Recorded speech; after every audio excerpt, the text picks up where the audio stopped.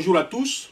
Nous recevons aujourd'hui sur le plateau de questions d'actualité Maître Habiba Touré, avocate au barreau de Seine-Saint-Denis, ici en France, qui défend aussi, comme on le sait, les intérêts de Michel Gbagbo, le fils de l'ancien président ivoirien, dans l'affaire de la plainte déposée ici à Paris contre M. Soro Guillaume, président de l'Assemblée nationale de Côte d'Ivoire, pour enlèvement, séquestration, traitement inhumain et dégradant.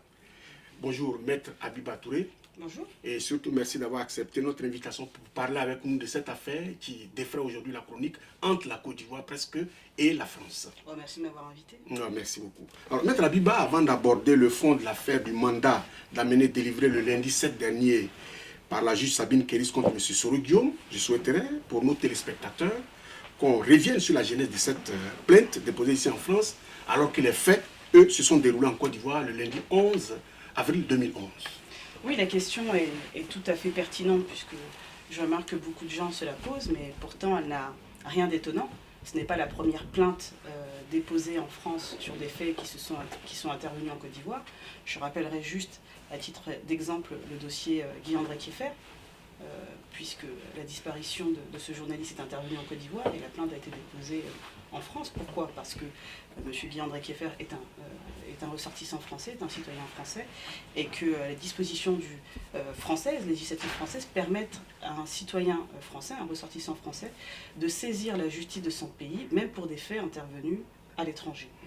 Dès lors que la victime ou l'auteur des faits est française, l'auteur présumé des faits est française, la France permet, la justice française, les dispositions légales permettent de saisir la justice française. Donc il n'y a rien d'étonnant à cela. Maintenant, en ce qui concerne la genèse, écoutez, on a tous vu dans quelles conditions Michel Gbagbo est arrivé à l'hôtel du Golfe, qui, je le rappelle quand même, n'est pas un commissariat, d'accord, ni une maison d'arrêt ou un centre correctionnel, c'est juste le QG de campagne de M. Alassane Ouattara. Bon, d'accord. Alors on a vu dans quelles conditions il a atterri là-bas, comment il a été molesté, pris à partie par un certain nombre de ses sympathisants, pour ensuite être transféré dans le nord de la Côte d'Ivoire. La question qui s'est alors posée, c'était de savoir dans quel était le cadre légal de Michel Gbagbo. Puisque s'il a été arrêté, il aurait dû être placé en garde à vue. Une garde à vue ne dure pas des mois. On aurait dû lui permettre de voir ses avocats, quitte à ce qu'ils soient ensuite déférés et éventuellement placés en détention provisoire. Or, tel n'était pas le cas. Donc on s'est interrogé, et on a interrogé les autorités ivoiriennes à ce sujet. Bon, il n'était pas le seul. Alors on nous a pas répondu qu'il était poursuivi. On nous a répondu qu'il était assigné à résidence. C'était la grande trouvaille. Assigné à résidence à Bouna. Assigné déjà à l'hôtel du Golfe, puis ensuite transféré à Bouna, où son assignation à résidence se poursuivait, selon eux. Sauf que l'assignation à résidence répond aussi à des règles claires et strictes. L'assignation à résidence, déjà une assignation à résidence, sachez qu'il y a une assignation à résidence collective, parce que c'est tous les proches du président Laurent Gbagbo et le président Laurent Gbagbo lui-même qui avaient été, selon eux, assignés à résidence. Mais surtout, comme c'est une atteinte grave à la liberté de circulation, on doit vous la notifier. Chaque personne assignée à résidence doit se voir notifier cette assignation à résidence, qu'il signe, et on lui explique les modalités durant lesquelles il pourrait recevoir un médecin, voir ses avocats, ou avoir de la visite. De la famille, voilà, voir la famille. Et autres. On lui explique Mais ce cadre. Cela n'a pas été le cas pour Michel Gbagbo. Ça n'a non seulement pas été le cas pour Michel Gbagbo, ça a été le cas pour personne. Aucune des personnes qui ont été retenues, que ce soit à l'hôtel du Golfe, à la Pergola, pour ensuite Korogo, Bouna et autres, aucune de ces personnes ne s'est vue notifier son assignation à résidence. Mais mieux, c'est quand même étonnant qu'on assigne à résidence des gens qui ne sont pas chez eux. C'est une assignation à résidence, par définition, la logique voudrait que vous soyez assigné à résidence chez vous. Chez vous, oui. Et certainement pas dans un centre ou dans une ancienne prison éventuelle, et à chaque fois dans le Nord, et de manière collective. C'est assez étonnant comme assignation à résidence. Donc on a bien vu que rien ne tenait la route dans cette affaire par rapport aux déclarations de l'État. Et puis, on en a eu, alors là, pour le coup, la certitude, lorsqu'on a vu également des ONG s'étonner et se poser la question de savoir mais quel était le cadre légal. Est-ce que ces personnes étaient poursuivies ou non? Si oui, qu'on nous présente les éléments qui justifiaient de poursuite, on ne comprenait pas. Jusqu'à ce qu'intervienne l'inculpation de Michel Gbagbo, qui, j'insiste sur ce point, n'est pas intervenue le 11 avril, elle est intervenue le 5 août 2011. Donc il a été inculpé et placé officiellement en détention provisoire. Bon, ça n'a pas changé grand-chose pour lui parce qu'il était dans le même lieu. Dans le même lieu, ouais. Bon, alors, il a signé à résidence en prison, puis il est placé en détention provisoire en prison. Vous voyez un peu l'incohérence. Oui, une grande ambiguïté dans cette affaire. Mais c'était juste une façon de régulariser quelque chose de grave, qui était la séquestration d'un individu en toute illégalité. Il n'y a aucun texte ivoirien, légal, que ce soit en Côte d'Ivoire ou à l'international, qui justifie une détention arbitraire d'un individu, qu'elle dure un jour ou des mois. En l'occurrence, pour Michel Gbagbo, elle a duré des mois. C'est ce qui l'a amené, c'est ce qui nous a amené à déposer plainte pour enlèvement et séquestration et traitement inhumain et dégradant, parce que non content de le détenir sans aucune, en dehors de tout cadre légal, non content de cela, mais de surcroît, on s'est amusé, il a été battu, il a été filmé dans des situations humiliantes, et ça ne se justifie absolument pas. Et jusqu'à preuve du contraire, ni M. Soro ni M. Ouattara n'a même sanctionné les individus qui ont procédé à de tels actes. Oui, mais Maître Abiba, la question qui se pose est de savoir comment se fait-il que c'est Soro qui est visé? Parce que le chef de l'État, jusqu'alors, c'est Alassane Ouattara. Comment se fait-il que c'est Soro qui est précisément visé, Soro et consort? Et pourquoi pas Ouattara? Alors, comme vous dites, en réalité, après, ce sont les éléments de langage et la presse qui s'en est fait l'écho. Mais toutes les personnes qui ont participé à cet enlèvement, à cette séquestration, et au traitement inhumain et dégradant dénoncé par Michel Gbagbo sont visés dans le cadre de la plainte. Donc, M. Ouattara? Écoutez, ce n'est pas à moi de le dire. Ensuite, il revient au juge d'instruction, il revient à la justice française de déterminer les responsabilités de chacun. Maintenant, concrètement, je suppose pourquoi ces noms-là sont sortis aussi. Pourquoi on a fait état de ces noms-là? Parce que, premièrement, ça sort des propres déclarations des commandants de zone, puisque c'est eux qui sont intervenus à la résidence présidentielle et qui l'ont revendiqué. Bon, ils ont également revendiqué, et puis c'était évident, puisqu'ils avaient à leur tête M. Soro. Donc ce sont les premiers visés. Ensuite, je pense qu'il faut laisser la justice se faire, éventuellement remonter une chaîne de commandement. Alors, Maître Abiba, on se souvient qu'en novembre 2011, la première plainte que vous aviez posée dans cette affaire, ici à Paris, avait été rejetée par le procureur de la République. On n'a pas compris le mécanisme jusqu'à ce que la deuxième plainte puisse aboutir le 25 juin 2012. Alors, est-ce que vous pouvez nous expliquer un peu ce mécanisme? Oui, alors déjà, la plainte n'a pas été rejetée. Vous savez que, ce qu'il faut savoir, parce que là aussi, il y a beaucoup de contre-vérités qui sont dites, en France, c'est près de 70% des plaintes déposées entre les mains du procureur de la République qui sont classées sans suite. Il n'y a rien d'étonnant. Et je dirais même que les dispositions du Code de procédure pénale français prévoient un classement sans suite pour pouvoir saisir le doyen des juges d'instruction, pour pouvoir faire une plainte avec constitution de partie civile devant les doyens des juges d'instruction. Donc il n'y a vraiment rien d'étonnant à cela. Et puis, alors ça m'étonne surtout de la part de... Parce que j'ai entendu ces propos-là, même dans la bouche de juristes, un classement sans suite n'est pas un acquittement. C'est pas une relaxe. Comment on peut considérer que, parce qu'il y aurait eu classement sans suite, de l'innocence de tel ou tel individu? Ça n'a aucun lien. Oui, mais pour le profane, un classement sans suite, voilà. Pour le profane, je le comprends, sauf que le profane ne fait que reprendre des propos tenus dans la bouche de juristes, et là c'est un peu plus grave. Non, pour le profane, ce qu'il faut qu'il sache, c'est que, comme je vous l'indiquais, 70% des plaintes déposées entre les mains du procureur de la République sont classées sans suite. C'est une formalité pratiquement administrative, puisque la saisine du doyen des juges d'instruction par une plainte avec constitution de partie civile nécessite au préalable une plainte simple, ce qu'on appelle les plaintes simples dans notre jargon judiciaire, entre les mains du procureur.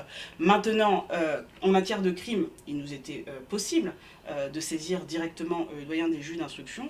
Au début, pour nous, c'était une manière il s'agissait aussi pour nous de sensibiliser l'opinion publique sur ce qui se passait afin que les gens s'interrogent, effectivement, et se posent la question fondamentale qu'on tente d'éluder à chaque fois: quel était le cadre légal de la détention de Michel Gbagbo du 11 avril au 5 août 2011. Mais de Michel Gbagbo, mais ainsi que de tous les autres, puisqu'il n'y a pas que lui. Lui, il a la chance de pouvoir saisir la justice française pour faire valoir ses droits, mais cette détention arbitraire a duré pour tellement de gens en Côte d'Ivoire durant cette période. Alors, Maître Abiba, en même temps, on se rend compte qu'avec la poussée des fièvres qu'il y a eu dans cette affaire, lorsque le mandat d'amener produit par la juge Sabine Kéris a été notifié presque à Soro Guillaume, à son domicile, on s'est rendu compte que Soro Guillaume était pourtant en France et la police française qui est si brillante à se saisir de ces affaires n'a pas réussi à localiser Soro Guillaume jusqu'à ce qu'il parte. Alors est-ce que vous n'avez pas le sentiment que la diplomatie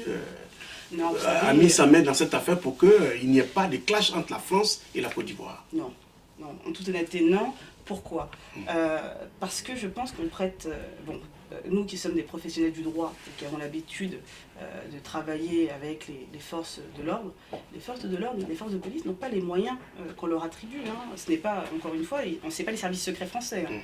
Le petit commissariat, M. Soro a vu effectivement arriver à son domicile les policiers du quartier. Hein. C'est le commissariat du quartier qui vient procéder sur ordre du juge d'instruction à la délivrance du mandat d'amener, c'est-à-dire à appréhender l'individu pour l'amener devant le juge d'instruction. Je ne vois pas dedans la mainmise du politique, parce qu'encore une fois, c'est un ordre que les forces de police exécutent. D'accord?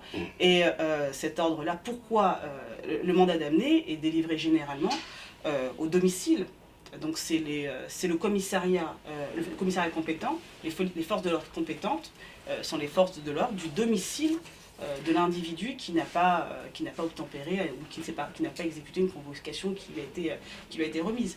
Donc voilà, les policiers exécutent, ils se rendent sur place, ils constatent qu'il n'est pas là. Ils en informent le juge d'instruction. Il ne faut pas avoir le politique nécessairement partout, ou une intervention des autorités françaises dans le cadre de cette procédure judiciaire. Oui, mais on peut le croire, parce que Soro Guillaume a dit sur son compte, je crois Facebook, ou alors quelque part, il a dit qu'il était en visite privée en Europe. Oui. Et puis après, cette visite privée s'est transformée, quand l'affaire a éclaté, en visite officielle, avec la production d'ordre de mission venant de la présidente de la République, alors, qui fait de la pour qu'il puisse partir, non pas par un vol régulier, mais par le bouger. Oui. Alors on aurait pu penser, on peut penser honnêtement qu'il y a eu la politique qui a mis sa main dans cette affaire. Oui, mais de la part de qui? De la part de la France ou de la part de la Côte d'Ivoire? Oui, mais forcément la France, parce que c'est les Français qui ont accepté qu'ils partent. Non, oui, enfin la France a accepté qu'ils partent. Il ne faut pas oublier qu'on était en pleine COP 21. Il ne faut pas oublier que la France avait invité tous les États du monde. Monsieur annonce qu'il est en visite privée, les forces de l'ordre exécutent un mandat. Bon, il prend peur, manifestement, et cette visite privée se transforme en visite officielle. Que voulez-vous qu'en pleine COP 21, la France ne peut pas dire, elle peut pas dire je vous invite. Quand elle invite, elle n'a pas invité M. Soro. Elle a invité la République de Côte d'Ivoire. Maintenant, la République de Côte d'Ivoire, si elle estime qu'elle donne un mandat de représentation à tel ou tel individu, mais la France, que voulez-vous qu'elle fasse? Elle en prend acte. C'est ce qu'a fait le Quai d'Orsay. Il a dit, bon d'accord, vous avez estimé, c'était un peu tardif, mais très bien. Bon, on l'accrédite. Je ne vois pas nécessairement dans cela une intervention du politique. Je pense que l'intervention du politique vient effectivement du côté ivoirien. Du côté français, je vois mal, en fonction plus des règles diplomatiques françaises, qu'on invite quelqu'un pour ensuite dire non, on ne vous accrédite pas. C'est un non-sens. Donc ça ne m'étonne pas dans l'absolu. Je pourrais abonder dans votre sens si il n'y a pas d'événement en France, et que tout d'un coup, M. Soro, qui se retrouve dans un cadre strictement privé, finalement soit accrédité par le Quai d'Orsay de manière étonnante, alors qu'il n'y a pas d'événement en France, qu'il n'y avait pas de fait état d'événement avec son homologue français ou autre. Là, j'aurais pu abonder dans votre sens. Mais on est en pleine COP 21, il n'y a rien d'étonnant à cela. Moi, je n'étais pas particulièrement choquée de cela. J'ai bien compris, tout le monde a compris qu'il s'agissait finalement de sauver les apparences et de transformer une visite privée en visite officielle. Mais c'est M. Soro qui se contredit à ce moment-là, puisque lui a annoncé être en visite privée. Donc c'est lui, la contradiction, elle est dans son camp. En ce qui nous concerne, on reste dans notre logique. Alors maintenant, quelle sera la suite? Soro Guillaume n'est plus sur le territoire français. Est-ce que la procédure se poursuit? Parce qu'on a entendu parler que le mandat d'amener a été levé, la procédure a été arrêtée. Alors quelle est la suite de cette affaire? Écoutez, si le mandat d'amener a été levé, mais que M. Soro revienne en France, qu'il revienne en France en visite privée, Et pourquoi avoir écourté aussi rapidement sa visite officielle s'il estimait que il ne craignait rien? Je ne comprends pas. Il n'a qu'à revenir en visite privée, annoncer comme il sait bien le faire qu'il est en France en visite privée et puis qu'il craint rien et personne, et on verra si le mandat a été levé. Non, pour être sérieux, ça n'a pas de sens ce qui a été indiqué. Le mandat d'amener, il y a une tentative d'exécution du mandat qui a abouti à un procès verbal de vaine recherche, puisqu'on n'a pas pu l'appréhender, c'est logique. Et le Code de procédure pénale français, en son article 134, est clair. Procès verbal de vaine recherche et mandat d'amener valent mise en examen de l'intéressé. À partir de ce moment-là, qu'est-ce que ça veut dire? Ça veut dire que la procédure se poursuit. Si M. Soro ne souhaite pas se faire entendre, il ne se fera pas entendre. Mais il prend nécessairement le risque d'être renvoyé devant la cour d'assises, puisqu'il est considéré comme mis en examen. Alors, Maître Abiba, vous parlez de mise en examen. Oui. Mais est-ce que vous pouvez nous rassurer ici, enfin rassurer ceux qui espèrent que cette affaire aboutisse, que la juge elle-même a notifié cela aux avocats de M. Soro Guillaume?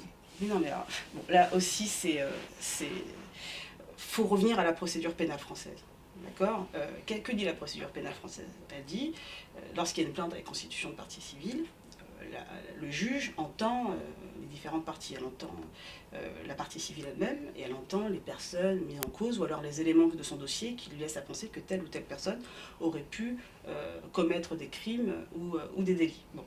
Elle convoque. Bon. Lorsque vous vous présentez dans le bureau du juge, c'est ce qu'on appelle l'interrogatoire de première comparution. Ou dans le cadre d'une audition d'ailleurs, quand vous vous présentez devant elle, elle vous pose un certain nombre de questions par rapport à la plainte. Et à l'issue de son interrogatoire, en fonction des réponses que vous avez apportées, des pièces qu'elle a dans son dossier, des éléments de la partie civile, des déclarations de la partie civile, en fonction de tout cela, elle décide de vous mettre en examen ou pas. Quand elle décide de vous mettre en examen, effectivement, elle procède à ce moment-là, elle vous le notifie. Elle vous dit, monsieur, j'ai décidé, ou madame, j'ai décidé de vous mettre en examen. Et elle vous le notifie puisque vous êtes dans son bureau. Bon. Alors, face à cela, il y a des petits malins, vous vous doutez bien, qui se disent, pour éviter d'être poursuivie, puisque la juge d'instruction, elle ne peut renvoyer devant une juridiction, devant le tribunal correctionnel ou devant la cour d'assises, que des personnes mises en examen. D'accord? Des personnes poursuivies. Elle ne peut pas renvoyer quelqu'un qui n'est pas poursuivi. Donc il y a des... Or, pour être poursuivi, il faut être dans le bureau de la juge, et il faut qu'on vous notifie une mise en examen. Bon. Alors il y a des petits malins qui se disent, bah, c'est très simple, je refuse toute convocation. Je ne me rends pas dans le bureau de la juge. Comme ça, elle ne peut pas me notifier ma mise en examen, et donc je bloque la procédure, et jamais je ne serai jugé devant une juridiction française. Voilà ce que beaucoup ont pu se dire, et même des délinquants français. Hein. Bon. Sauf que le législateur n'est pas dupe, et dans ce cas-là, il prévoit la disposition du mandat d'amener, du mandat de recherche et du mandat d'arrêt. Ce qui permet au juge qui, lorsqu'il est confronté à quelqu'un qui refuse de se présenter dans son bureau, de délivrer un mandat. Mais est-ce que c'est le cas de M. Soro Guillaume? Est-ce qu'il refuse catégoriquement de venir voir madame la juge? Écoutez, dès lors que vous recevez une convocation et que vous ne vous présentez pas devant le bureau du juge, le juge en tire les conséquences. Hein. Ou alors vous expliquez, oui, bon, je suis malade, je ne peux pas, vous expliquez, d'accord, mais dès lors que vous ne vous présentez pas, le juge, lui, en tire les conséquences. Et puis, j'ai cru lire dans la presse, chez certains de vos, de la presse, auprès de vos confrères de Jeune Afrique, qui ont manifestement interviewé les avocats de M. Soro lors d'une précédente convocation, qu'ils avaient indiqué qu'ils avaient sollicité le report de la convocation. Ils ont sollicité le report, c'est ce qu'ils ont déclaré. Ils ont dit, on a demandé le report. Bon, si vous estimez qu'on ne peut pas convoquer votre client, vous ne sollicitez pas le report. Vous allez voir la juge, vous dites, mais pourquoi vous le convoquez? Vous ne pouvez pas en vertu de 2, mais vous ne sollicitez pas le report. Mais dès lors que vous sollicitez le report, c'est que vous prenez l'engagement, ne serait-ce que moral, de vous présenter à la prochaine date. Bon, si vous ne vous présentez pas, il ne faut pas vous étonner ensuite que le juge en tire les conséquences. Donc voilà. Mais pour revenir à ce que je vous expliquais, l'article 134 donc, prévoit que lorsque vous refusez de vous présenter devant le bureau du juge, on vous délivre un mandat. Et si on n'arrive pas, malgré le mandat, à vous appréhender, les policiers émettent ce qu'on appelle un procès verbal de vaine recherche. Et procès verbal de vaine recherche plus mandat d'amener vaut mise en examen. C'est-à-dire que c'est la condition sine qua non pour que la juge puisse poursuivre sa procédure, et lorsqu'elle estimera terminée parce qu'elle a entendu suffisamment de monde ou elle a récupéré un certain nombre de preuves ou d'éléments, elle décide ou d'un non-lieu ou du renvoi des individus considérés comme mis en examen devant une juridiction, c'est-à-dire devant la cour d'assises en l'occurrence. Merci Maître Abiba. Alors, est-ce que vous avez des nouvelles de votre client, M. Michel Gbagbo, qui, contrairement à vous, réside en Côte d'Ivoire et qui, comme beaucoup le craignent, doit aujourd'hui être en mauvaise posture. Oh, Michel Gbagbo n'est absolument pas en mauvaise posture, hein. Il demeure serein, il suit la procédure de près, je dirais même qu'il est plutôt impatient parce qu'il veut qu'elle avance encore plus rapidement. Donc non, il est assez serein, il ne se laisse pas emporter par tout ce qui a pu être indiqué, etc. Il demeure concentré sur l'objectif de cette plainte. Et étant observé que cette plainte, c'est juste, elle est là pour qu'il soit reconnu en sa qualité de victime et pour qu'il y ait une manifestation de la vérité, qu'on puisse nous dire quel était le cadre légal de la détention de Michel Gbagbo du 11 avril 2011 jusqu'au 5 août 2011. Parce qu'ils parlent. Les gens parlent beaucoup, mais vous remarquerez, ils ne répondent jamais à cette question. Puisqu'on sait très bien qu'il a été inculpé le 5 août 2011. Donc qu'on nous explique, avant cette période, quel était le cadre de sa détention. Nous affirmons qu'il s'agissait d'une détention arbitraire, faute pour ces personnes-là de justifier d'une quelconque situation ou justificatif légal qui justifierait cette détention arbitraire. Maître Abiba, avant de vous laisser partir, il y a une question qui nous turlupine et on entend parler de cette question dans les milieux du régime d'Abidjan et on souhaiterait vous la poser. On ne comprend pas qu'une avocate, même française, qui porte un patronyme bien nordiste, soit aussi opposée à un président de la Côte d'Ivoire, issu de la même région que ses parents, on va le dire comme ça. Alors pour tout vous dire, on vous reproche d'être contre Alassane Ouattara. Qu'est-ce que vous faites? Quel est le problème réellement? Qu'est-ce qui ne tourne pas rond dans cette affaire? Moi, M. Alassane Ouattara ne m'a rien fait. Je n'ai rien contre M. Alassane Ouattara. Moi, je suis avocate, premièrement. Je suis très fière de mes origines. Je suis très fière de mon ethnie. Je n'ai pas à en rougir, au contraire. Maintenant, je ne suis pas tribaliste. Moi, je suis ivoirienne, je suis franco-ivoirienne. Je ne suis pas tribaliste. Donc, je ne choisis pas mes clients en fonction de leurs ethnies. Voilà, et je ne mène pas mes procédures en fonction de l'ethnie de mes clients ou de l'ethnie de l'adversaire. Je mène, en tant que professionnel du droit, mes procédures en fonction du code de procédure pénale français, du code pénal français ou du code de procédure pénale ivoirien et du code pénal ivoirien lorsque j'interviens en Côte d'Ivoire. Mais je suis avocate, je ne suis pas avocate Djoula, je suis avocate. Maintenant, à titre personnel, je suis ivoirienne, je suis djoula, je suis française, je suis tout ce que vous voulez, mais dans un cadre strictement professionnel, je suis avocate. Et il est regrettable que ces personnes réagissent comme ça, parce que ça voudrait dire qu'on n'est pas sorti du tribalisme en Côte d'Ivoire. Tout simplement. S'ils sont choqués, s'ils voient en moi une djoula, ils ne voient pas en moi une ivoirienne, ou ils voient en moi une nordiste, c'est qu'on n'est pas sorti du tribalisme en Côte d'Ivoire. J'aurais préféré qu'on m'avance des arguments juridiques, qu'on me dise que j'ai juridiquement tort, mais qu'on me dise, parce que tu es du Nord, comment tu peux faire ça, M. Ouattara, ça n'a pas de sens. M. Ouattara n'est pas mon ennemi. J'ai un client que je défends au mieux de ses intérêts. Merci Maître Abiba, merci d'être passé sur notre plateau. Téléspectateurs d'Event News TV, nous recevions Maître Abiba Touré, l'avocate de Michel Gbagbo, qui est venu nous expliquer un peu le cadre de cette affaire. Merci beaucoup pour votre fidélité, on se retrouve à bientôt.